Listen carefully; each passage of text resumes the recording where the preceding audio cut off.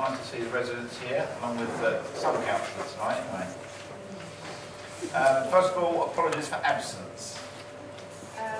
Unitary councillors Rita Drinkwater and Richard Brennan, Sergeant Gary King and PCSO Joe Casby.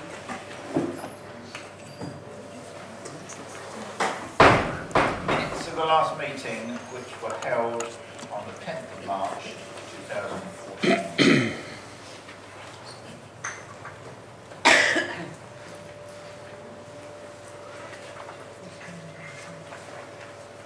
Have you had a chance to look through those minutes? No. Councillor Hayes, that would be probably news to you. You wouldn't hear much news.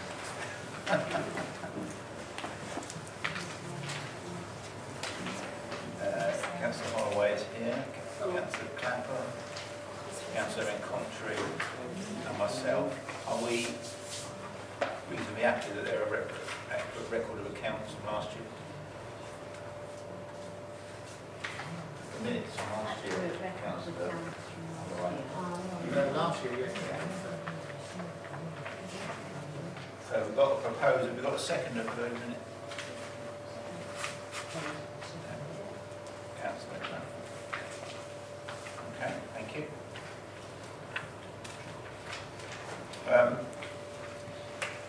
Report from the annual police, the annual police report from Bedfordshire Police. Now, unfortunately, they couldn't attend tonight, so we did put copies of this report on the back table. I don't know whether any of you picked them up.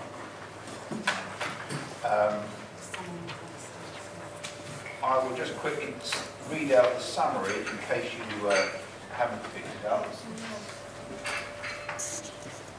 They say that, as you can see, there has been a rise in some offences over the last year. Crime in general has not risen significantly over the last year. There was a particular spike in burglaries around January and February, which tends to be a yearly seasonal problem and was shared with a number of other communities within central Bedfordshire. And this has thankfully appeared to have tailed off.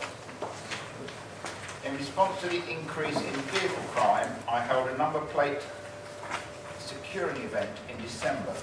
We have seen a reduction in this type of offence in recent months. In response to the burglaries, we carried out a mini OP vision in February, where we visited vulnerable locations and offered crime prevention advice to residents.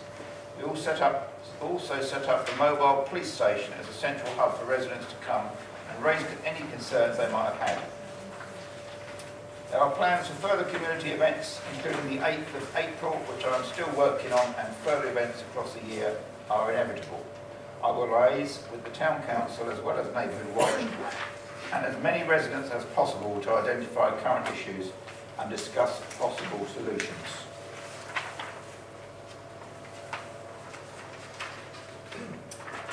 Okay, so I'm sorry they couldn't make it tonight, but you have got access to the report. Can I ask who actually wrote this report? It doesn't give a name on it. Is it written by? It's a guy. I believe it was written by by Joseph Pasby, who's the PCSO. Okay.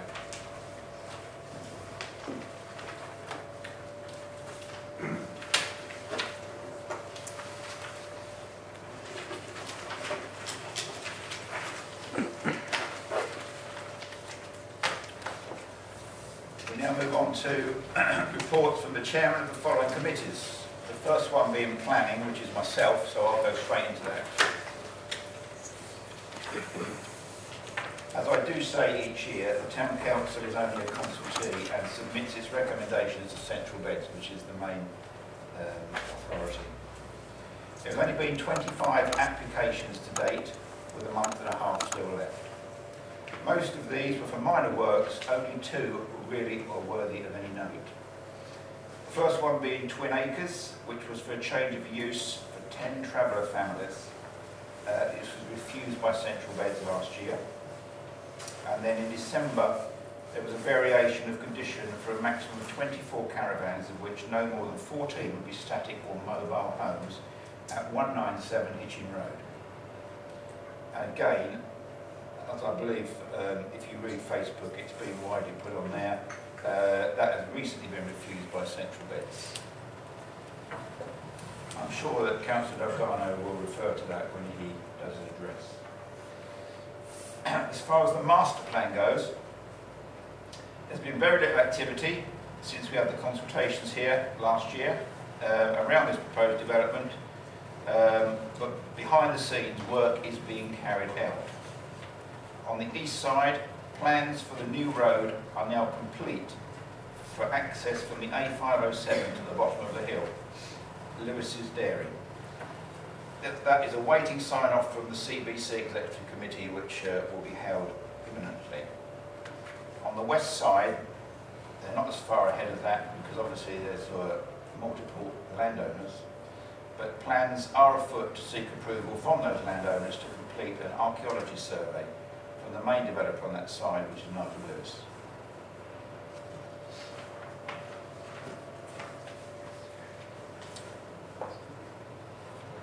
The next committee is Environmental. Unfortunately, Councillor West, because of a family bereavement, could not make it tonight. He has submitted to me a report. I will read it out to you now.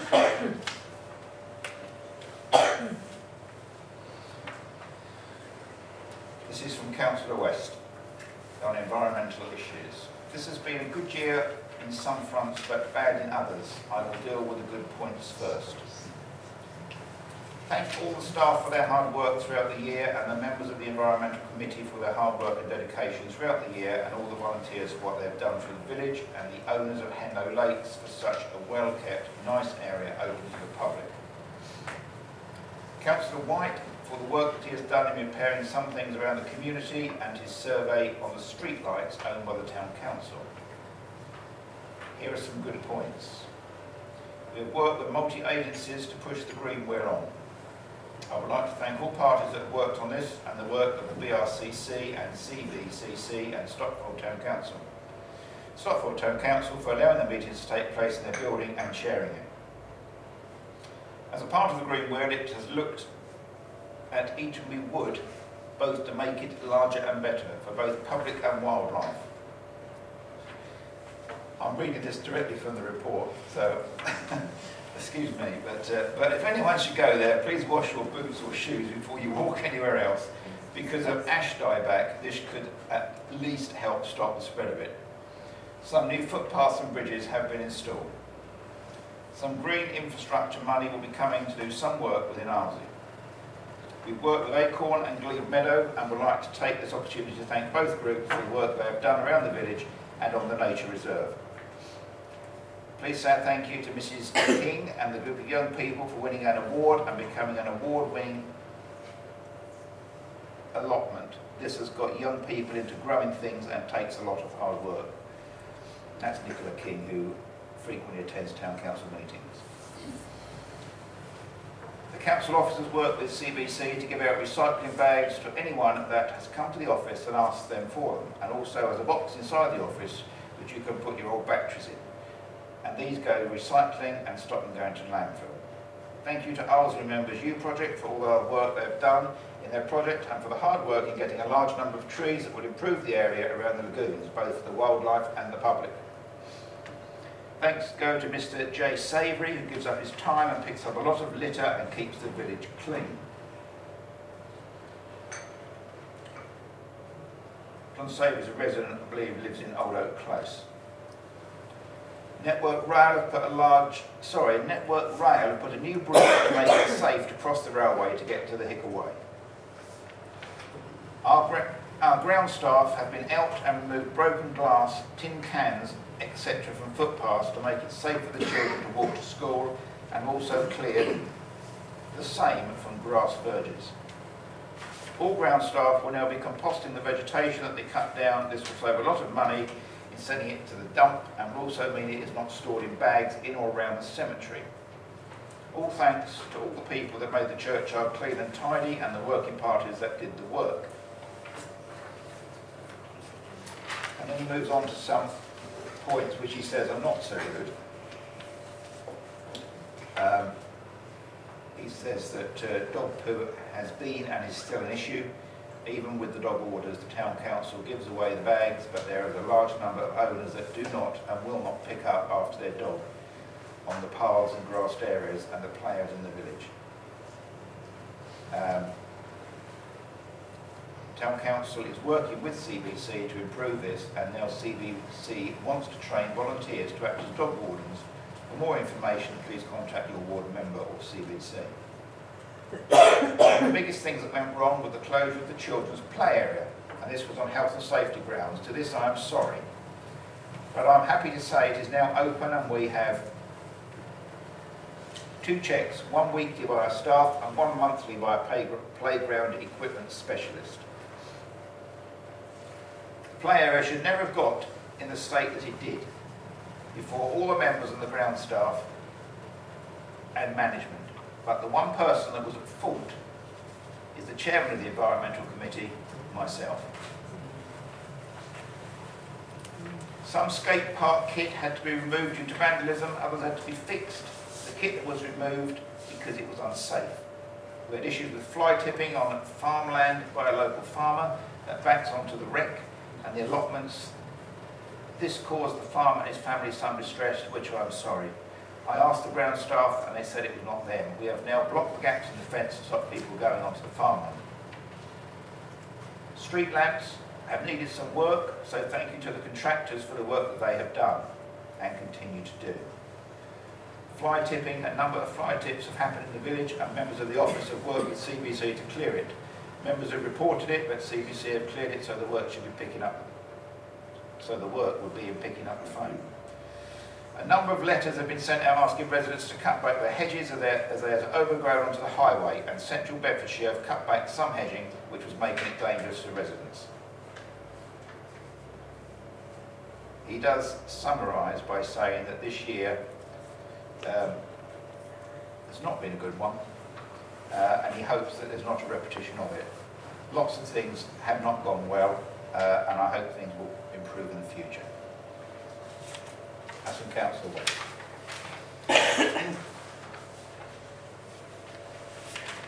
Now we move on to the third committee, and I'm sorry to say that Councillor White isn't here. The Property Committee, he did say he would be here. I've not got a report from him. He was meant to be bringing it and presenting it to you. So I apologise for that. And then lastly, the General Purposes and Finance Committee, and that's me again. Okay, so look, I'm not going to try and confuse you with figures, but I'm trying to give you the headline figures, so you've got some idea where we are. Because this was asked at a recent Town Council meeting, the most recent, I think. Mr. Gravitt asked the question, and it was touched upon by another gentleman who I do see him, that young man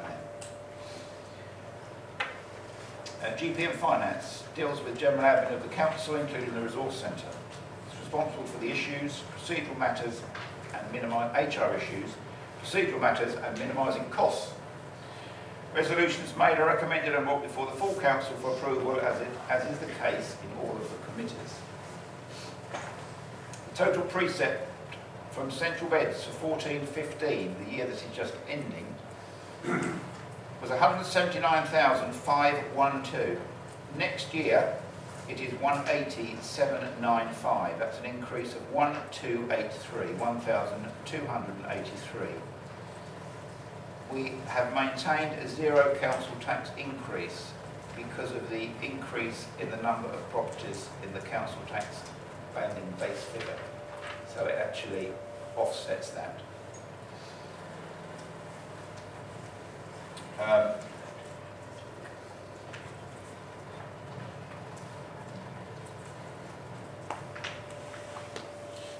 Because of budgetary contingency, we have tried to minimise the risk and exposure to the council in the new tax year. The precept figure has had to be offset to a tune of £9,911 to come out of general reserves. So really what I'm saying there is that the budgets for this year, for next year that we've set, are higher than we would like. we didn't want to pass that on to the residents in a council tax rise, so we've had to make a commitment to next year remove £9,911 out of reserves so that we can maintain a zero council tax for residents in the new financial year. The reserves themselves, at the start of the year, they were £226,034. As of the end of month 10, which is January, they were £224,370. That is because some of the costs have been transferred out of those reserves, but there was still more to come. Some of the exceptional totals to be transferred out of reserves are, and I'll list them for you.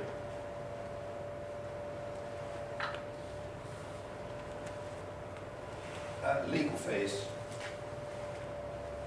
that were used by the council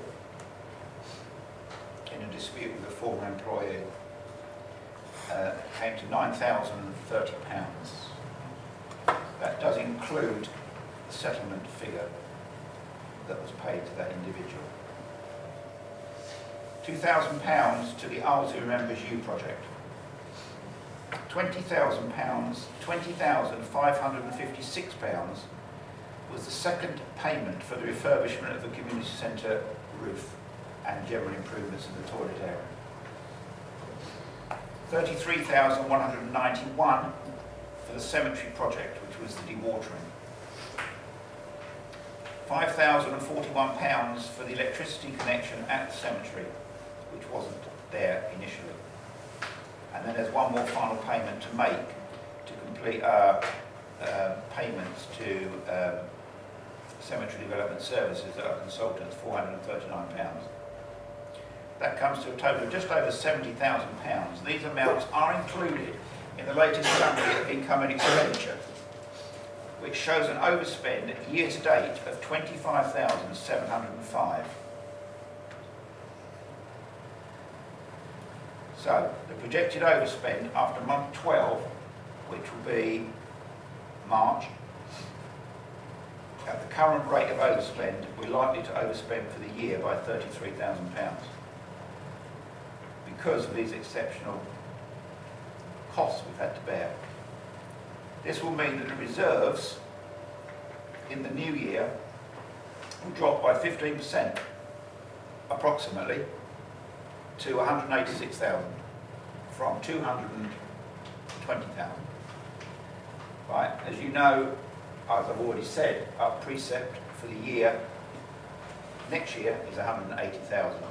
So that means that we've got virtually 100% in the reserves of the precept. Okay, one of the questions I was asked last week, which I couldn't answer, was what is the percentage in the reserves, or what will be the percentage in the reserves coming into the financial year? So although the situation has deteriorated and the finances have worsened, they are still reasonably healthy. You must also remember, as I've already stated, that we have committed nearly £10,000 from general reserves to cover no rise in the council tax. That will come out of next year, not this year. So projected spending in the future will need to be taken with caution. Obviously, one of the projects that's underway at the moment, spearheaded by Councillor Holloway and others, is the neighbourhood plan. That will be quite costly to the council, but will certainly bring in benefits if everything works out well.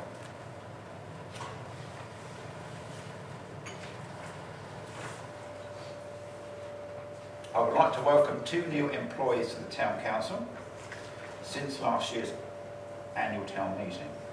They are Erin Hughes, who's not here tonight. You probably know her as the Resource Centre Manager. She joined us in the autumn of last year. And Janet Bailey, who sits 2 away from me. She's the new Admin Assistant of just 2 weeks.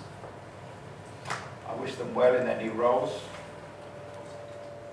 They both started very well indeed. Charity donations have been quite small this year. We've had £2,000 in the budget, we've spent £950. So we still have 1,050 available with just 1 month to go.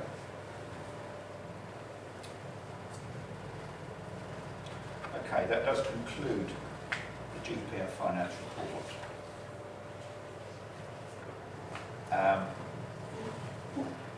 And now we come on to the Arlesey Town. Sorry, did you want to take questions as you I'll go take through? Or questions. something? Well, I can take them at the end if that's okay. Yeah, yeah. Probably easier to do it that way, otherwise there'd be probably constant interruptions. The Arlesey Town Council report from myself again. Right, this is quite brief because I thought you'd like as much time as possible to ask questions and say whatever it is you wish to say.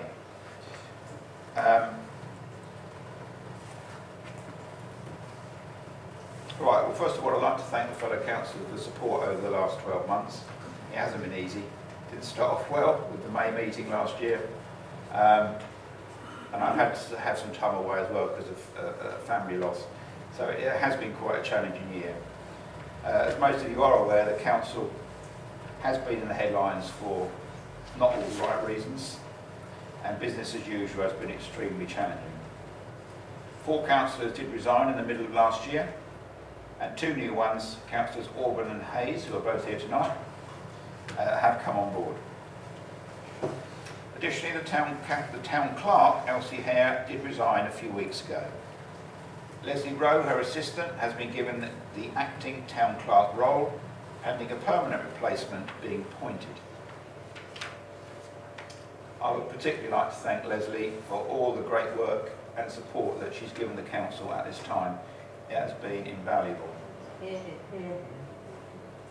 Arlesey Town Council does wish to continue the tradition of a fun day in July and very much welcomes residents to get involved and support in organising this event.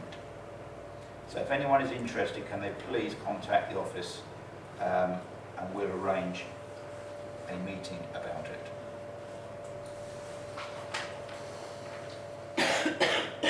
Okay. Our agenda item 6 is a report from ward councillors, and tonight we have our own Councillor Ian Delgado here to do just that. Okay. Good evening, everybody. I'd like to start by talking about CBC's budget for the coming year. Central Bedfordshire Council has consulted widely on its budget for this coming year. Over 3,000 people were involved and took part in our surveys and consultations, and our spending plans for the next year reflect our residents' feedback. I'm pleased to say that the council has, for the 5th consecutive year, frozen council tax for local services and communities within Central Beds. This means that for the average Band D property in Arlesey, okay, the cost of Central Bedfordshire will remain at just over £25 a week. CBC is investing in this coming year in a number of areas. Real concerns obviously about social care, health and housing and children's services. There's huge pressures on CBCs in both of those areas. In terms of the revenue budget, we're going to be spending £53.7 million on social care and support services in that area and £44.2 million on children's services. So there's some really big spends within that area, but we're certainly seeing huge pressures on children's services at this moment in time. As the population gets older, we see increased pressures on social services as well. In terms of a local level, okay, we are investing heavily in education. Over the next 5 years, we're going to be putting in to our schools 6,500 school places. And part of that will come into Arlesey with the expansion of Etonbury School. There's about 5.5 million going to go into Etonbury School, which will expand its age range initially to 16, so that children will stay there instead of going on to Sandwick and other schools, and they'll do their GCSEs there. And then further to that, the next part of expansion will be to set up a 6th form Etonbury School, so children will stay within our community and not have to get on a bus and travel, etc., to get their education through to 6th form, which I think is a great bonus for our local community. Part of that expansion, I think, is, and something that I've worked on over the last few years, is a leisure strategy for Central Bedfordshire, and that's identified a need for sports facilities in the local area. And we've managed, myself and others have managed to get an additional £700,000 out of CBC's budget to build a school hall, a sports hall at Eatonbury School. And we will be working in partnership with Stevenage Leisure, who are going to manage that facility and the 3G pitches, etc., so that it becomes a school facility during the day and a facility for local residents to use in the evenings, something we desperately need in a local area. CBC has a local development strategy, and between now and 2031, the expectation is that we need to build 25,600 new homes in CBC area, which equates to about 1,208 houses per annum. The CLG have announced today that they've reviewed those figures, and they now expect us to build 31,654 houses, or 1,583 per annum, across the whole of Central Bedfordshire, which is a real concern. We believe they've got their figures wrong, because that puts more pressure on us. We've been in long-term negotiations with Luton Town Council regarding housing. Luton feel that we should take all of their housing need, and they want us to build an additional 7,000 houses and basically give them half of all our housing stock, or new houses, for them to say, actually, we want to put this particular residence on our waiting list into CBC. We are arguing back on that case, saying actually there are other surrounding authorities like North Herts, there's Milton Keynes, etc., who should be taking the weight of that housing as well. So we are pushing back on that, saying it shouldn't just be Central Bed picking up all of Luton's infrastructure needs. In terms of a local level, obviously there's an awful lot of concern regarding the development of our road. As Councillor Daniels alluded to earlier, the plan for the road, we expect that plan to go into Central Bed's planning in the course of the next few weeks. Myself and Councillor Wenham attended a joint meeting of the local consortium. We'd like to see that go to the local consortium before it goes to planning, so that other people, and the town council has a seat in that, have an opportunity to review that before it goes in. Okay, we're insisting that happens, so we'll certainly make sure that does. In terms of other plans for CBC, the area that CBC own on the east of the High Street, Central Bedfordshire Council takes the view that we might own the land and be the planning authority, but there is a conflict there in terms of we don't have the skills or the know-how to actually develop that land and bring that forward as a scheme. So we've been going through a consultation and to look to bring forward partners to actually develop that land and actually market it so that CBC gets the best return for its residents on that particular property.